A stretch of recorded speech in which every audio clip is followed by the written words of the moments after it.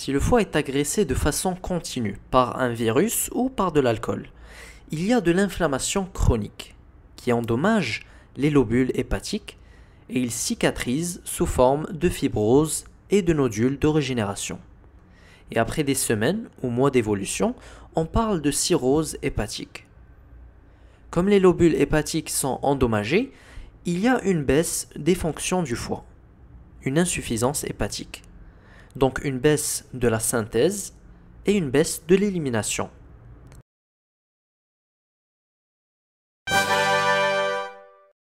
La synthèse des facteurs de coagulation et de l'albumine et l'élimination de la bilirubine, de l'ammoniac et des médicaments à élimination biliaire.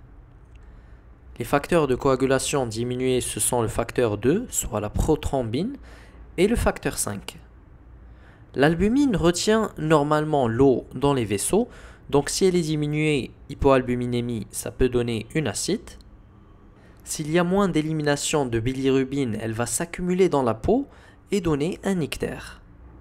Et s'il y a moins d'élimination d'ammoniac, il va s'accumuler dans le cerveau et donner une encéphalopathie hépatique, car l'ammoniac est toxique pour le cerveau. Et c'est une complication grave de la cirrhose hépatique, d'où l'intérêt de faire le diagnostic précocement. L'inflammation chronique qui est à l'origine de la destruction hépatique implique des cytokines inflammatoires qui vont atteindre le système nerveux et empêcher la neurotransmission normale, ce qui se manifeste sous forme de fatigue chronique, qui est le symptôme le plus fréquent chez les patients ayant une maladie hépatique. On a parlé des lobules hépatiques, à présent les nodules de régénération. Ces nodules compriment les vénules hépatiques. Ce qui entraîne une augmentation de la pression veineuse portale, c'est l'hypertension portale ou HTP. Cette HTP va forcer le sang à se redistribuer ailleurs, ce qui se voit sur la peau de l'abdomen, c'est la circulation veineuse collatérale. Ça se voit aussi dans l'œsophage, ce sont les varices œsophagiennes. Et au niveau de la rate, qui va augmenter de taille, c'est la splénomégalie. Ces varices œsophagiennes peuvent éclater et donc donner une hémorragie digestive grave. C'est pour ça qu'en cas de suspicion de cirrhose hépatique, il faut faire une fibroscopie œsophagienne pour voir et ligaturer ces varices si nécessaire. Et cette splénomégalie donne un hypersplénisme, une augmentation de la fonction de la rate. Or, la rate normalement élimine les vieux globules rouges, globules blancs et plaquettes. Et ici, ils seront donc éliminés en excès. Donc anémie, leucopénie et thrombopénie. Thrombopénie, avec, comme on a vu avant, baisse des facteurs de coagulation, ce qui peut se voir sous forme d'hémorragie nasale ou bien d'échymose. Toujours au niveau de la peau, on peut voir l'angiome stellaire, qui, comme son nom l'indique, est une petite tumeur vasculaire sous forme d'étoile. Et pour les bouts des doigts, on peut les trouver hypertrophiés. On parle d'hypocratisme digital. Hypocratisme puisqu'Hippocrate a été le premier à les décrire comme signe d'une maladie. La couleur des ongles aussi peut être blanche, on parle de leuconychie.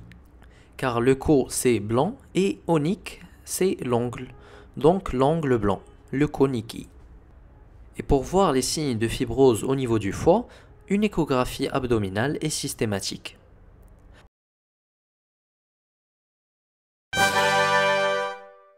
En résumé, les signes hémorragiques font penser aux facteurs de coagulation et plaquettes diminuées et donc au foie. Les signes cutanés qu'on a vus, angiome stellaire, hypocratisme digital, leuconychie, font penser à une pathologie chronique du foie. La rétention d'eau sous forme d'œdème ou d'acide fait penser à l'hypoalbuminémie et donc au foie.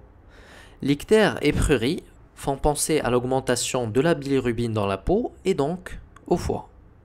S'il y a de la fatigue chronique inexpliquée, il faut penser à une origine hépatique et demander les enzymes hépatiques aussi. Et s'il y a des signes neurologiques avec certains des signes précédents qui indiquent une origine hépatique, il faut penser à l'encéphalopathie hépatique. Si le patient vomit du sang, il peut s'agir des varices œsophagiennes rompues Et donc, il faut stabiliser le patient et faire la fibroscopie. Et bien sûr, pensez à l'hypertension portale et donc au foie. Devant une diminution des 3 lignées sanguines, anémie, leucopénie, hypoplaquétose, il faut penser à un hypersplénisme dû à la splénomégalie, elle-même due à l'hypertension portale liée à l'atteinte du foie.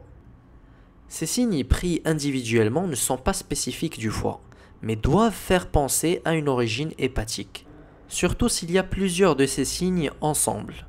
Et dans ce cas, il faut faire systématiquement une échographie hépatique pour voir s'il y a des anomalies de l'architecture du foie ou de l'hypertension portale.